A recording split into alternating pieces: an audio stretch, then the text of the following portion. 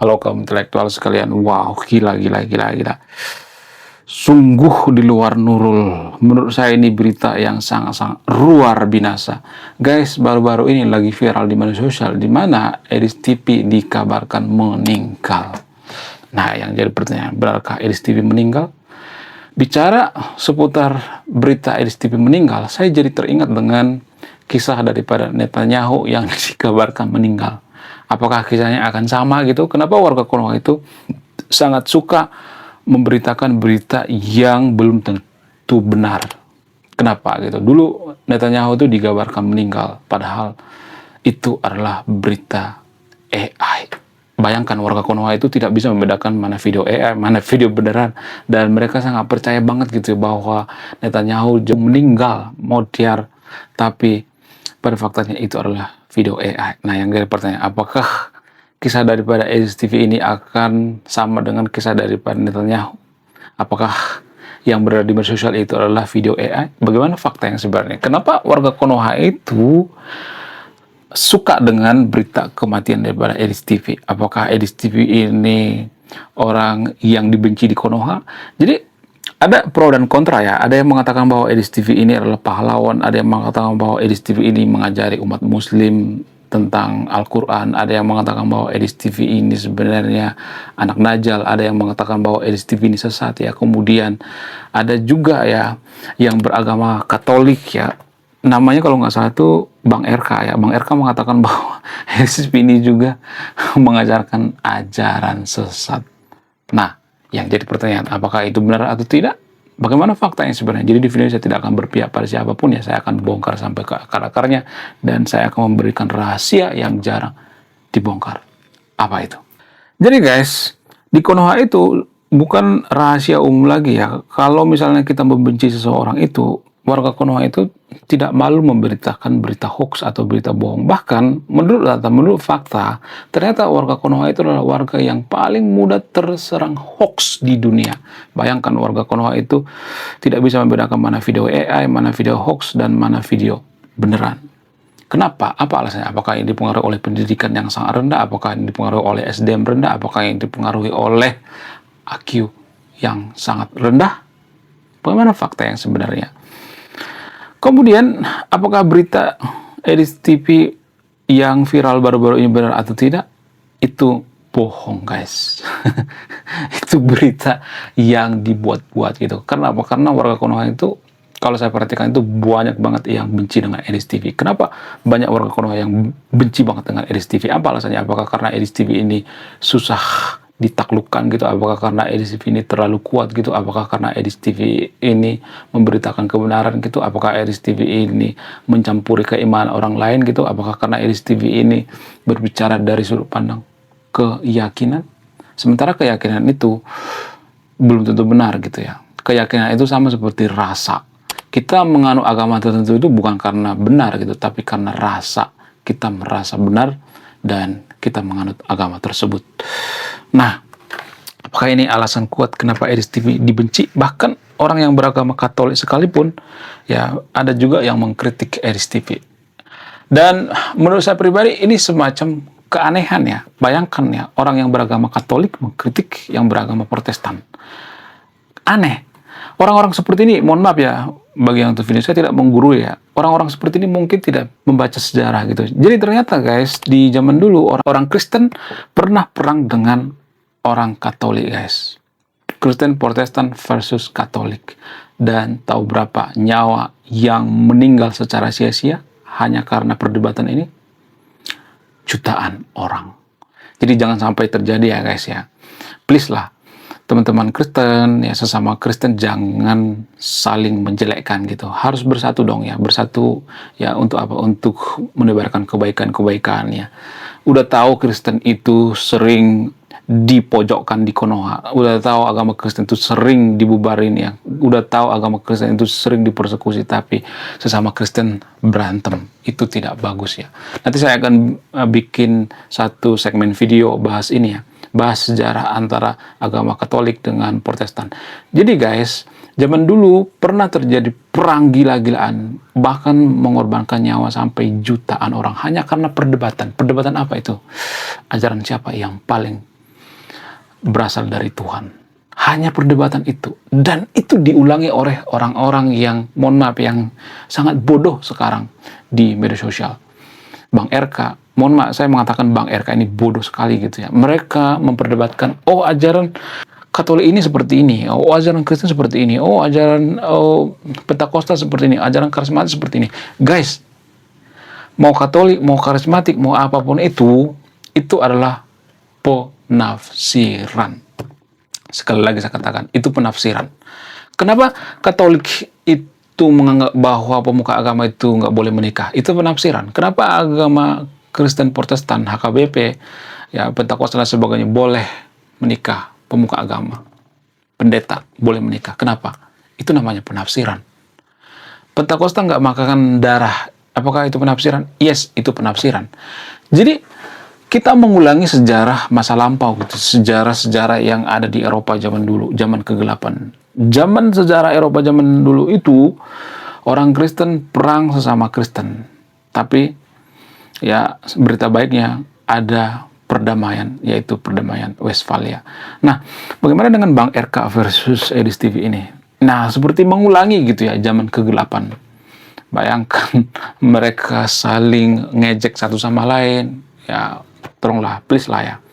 Kalau saya kesempatan nanti saya akan live di TikTok, tapi saya berusaha men-stop debat agama yang ada di TikTok. Kenapa saya berusaha men-stop debat agama yang di TikTok? Karena gini guys, ini menurut pengalaman saya pribadi ya, saya tidak memaksakan ya, saya tidak mengguru yang nonton video, saya ngajak diskusi ya. Jadi gini, dulu saya sering berdebat agama, dan semakin saya sering debat agama, semakin saya kehilangan teman. Semakin saya sering debat agama, semakin saya sering menang debat agama. Saya bicara by data, data ilmiah, data yang bisa dipertanggungjawabkan. Tapi ketika saya menang debat agama, saya kehilangan sahabat.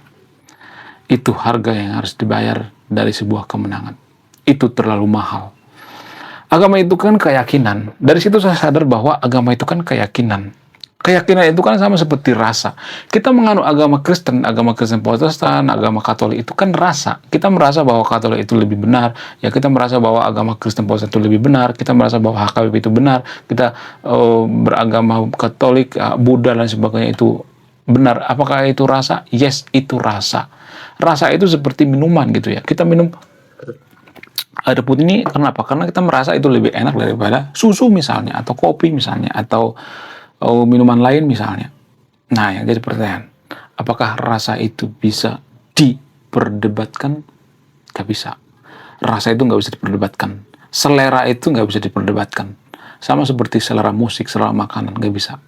Kita beragama Katolik, kita beragama HKBP, kita beragama Pentakosta, kita beragama karismatik.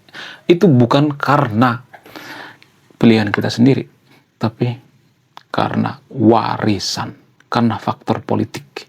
Kita beragama Kristen itu kan dipengaruhi oleh faktor politik kan? Iya nggak sih? Kalau Belanda dulu tidak mengizinkan para misionaris datang ke Nusantara, apakah kita akan beragama Kristen? Enggak. Apakah ini campur tangan politik? Yes. Sama seperti agama Islam misalnya. Ketika agama Islam disebarkan di Nusantara, ketika agama Islam itu disebarkan melalui dagang, siapa yang paling berpengaruh? Apakah yang berpengaruh itu para pedagangnya? Enggak. Yang paling berpengaruh itu adalah raja. Jadi kalau Raja Majapahit, Raja Sriwijaya saat itu tidak mengizinkan untuk menyebarkan agama, apakah agama Islam bisa disebarkan? No. Politik paling berpengaruh. Kita beragama Protestan, beragama Katolik, itu dipengaruhi oleh politik. Jadi please lah Bang RK, ya Edis TV gitu ya. Saya tidak membela keduanya ya. Tolong jangan memperkeruh suasana gitu ya. Kalau berdebat itu berdebat yang dewasa gitu ya, bukan berarti saya sih paling dewasa ya, tapi sekali-sekali berdebat ilmiah lah gitu ya, jangan berdebatkan keyakinan, karena keyakinan itu kan rasa. Kita tidak bisa memperdebatkan keyakinan orang lain, kita tidak bisa menyalahkan orang lain yang suka air putih ya daripada suka kopi gitu, nggak bisa. Karena apa? Karena itu tentang rasa, dan itu jarang kita pahami. Kenapa kita jarang memahami hal seperti ini? Karena dari kecil kita sudah diajarkan bahwa agama kita itu yang paling sempurna, agama kita yang paling logis, agama kita yang paling masuk akal. Padahal pada faktanya kalau boleh jujur, tidak ada agama yang logika. Mungkin ada sebagian dalam agama itu yang logika, tapi tidak sebagian besar, tapi sebagian kecil, cuman 10-20%. Apa itu? Dalam agama itu yang logika itu, kalau kita berbuat baik, kita masuk surga. Kemudian kita bohong, kita masuk neraka. Kalau kita jujur, kita membantu orang lain gitu ya. Kalau kita berbuat baik, kita membantu orang lain. Itu hal yang logika. Apakah ada hal yang tidak logika? Banyak.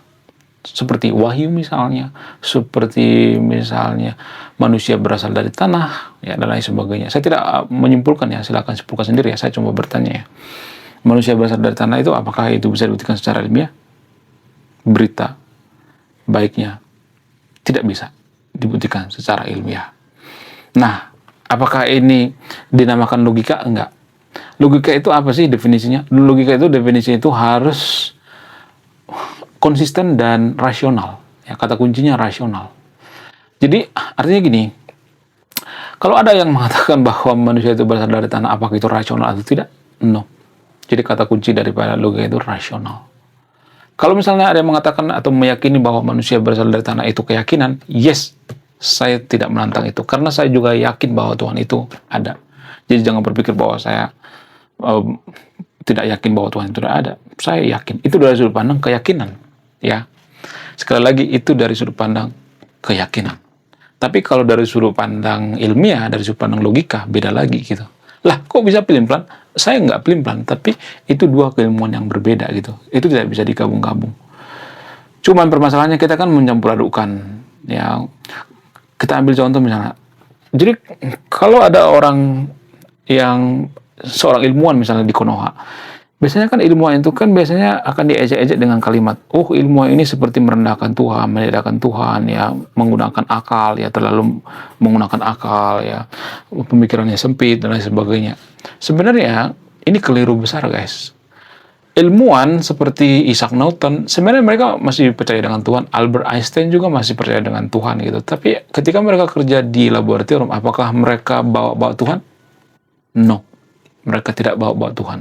Kenapa mereka nggak bawa-bawa Tuhan? Apa alasannya? Karena Tuhan dengan agama itu, Tuhan dengan sains itu harus dipisahkan. Bukan berarti memisahkan itu menidakkan Tuhan, membenci Tuhan, ya, tidak menghargai Tuhan. Bukan seperti itu.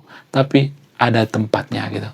Jadi ketika orang meneliti itu, mereka nggak bawa-bawa Tuhan. Bukan berarti mereka membenci. Memisahkan itu bukan menidakkan. Jadi kita tidak bisa mendefinisikan memisahkan di sini ya. Memisahkan itu artinya, oke lah ya, kalau misalnya Tuhan itu ada misalnya, Tuhan juga akan memberikan keluasan kita untuk meneliti kok. Ya, bukan berarti kita membenci Tuhan gitu. Itu dari sudut pandang ilmuwan gitu ya. Makanya banyak ilmuwan juga yang percaya dengan Tuhan.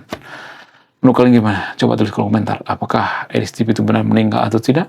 Saya yakin, ya, menurut keyakinan saya, Elis TV tidak pernah meninggal. Karena kebencian warga Konoha terhadap Elis TV, sehingga Elis TV dikabarkan meninggal. Jadi guys, bagi teman-teman Kristen, teman-teman yang beragama Katolik, Protestan, dulu Kristen dan Protestan itu sudah pernah berantem. Jadi jangan diulangi lagi zaman sekarang ini berantem. Itu nggak produktif guys ya. Karena apa? Karena orang Kristen, Katolik, dan Protestan sudah berjanji. Ada perjanjian bernama Perjanjian Westphalia. Artinya mereka tidak akan berperang lagi ya. Takutnya nanti banyak orang yang meninggal. Ada jutaan orang yang meninggal hanya karena sebuah pertanyaan. Ajaran siapa yang paling berasal dari Tuhan? Nah, kalau kita meyakini bahwa Tuhan itu satu, penafsiran-penafsiran kita itu juga berasal dari Tuhan. Asal penafsirannya tidak bertentangan dengan nilai-nilai kemanusiaan. Kalau penafsirannya itu bertentangan dengan nilai kemanusiaan, misalnya membunuh orang lain, ya, mempersekusi orang lain, itu baru bisa ditentang. Tapi kalau bicara masalah patung, ya, masalah itu segala macam, itu bukan berhala. Kecuali, ya, patung itu dianggap sesuatu hal yang lebih penting gitu. Itu baru berhala. Berhala itu tidak hanya ke patung, guys. Berhala terhadap idola juga ya. Kita juga bisa berhala terhadap Elis TV, terhadap Bang RK juga kita bisa berhala, terhadap Pak Jokowi juga bisa berhala, terhadap Pak Prabowo juga bisa berhala. Berhala itu tidak hanya ke patung. Jadi kebenarannya juga kita bisa berhala. Jadi masalah-masalah seperti ini jangan dibesar-besarkan. Ya, lebih baik kita fokus melakukan kebaikan-kebaikan atau debat ilmiah, itu lebih masuk akal demi kemajuan bangsa kita. Silahkan simpulkan sendiri, saya tidak akan menyimpulkan. Sebelum kita lanjut, jadi guys, kemarin ada yang nanya, lu apa sih kontribusinya bagi negara ini? Lu kontribusi saya ini guys ya, nulis buku, judulnya Budi Tanpa Pekerti. Ini temanya bahas tentang agama. Kemudian sama luka, kisah dalam buku ini ada seorang kiai bingung memilih antara mau menyelamatkan hutan atau menyelamatkan 1000 anak yatim. Link pembeliannya ada di pin komentar video ini. Saya kaum intelektual, salam rasional.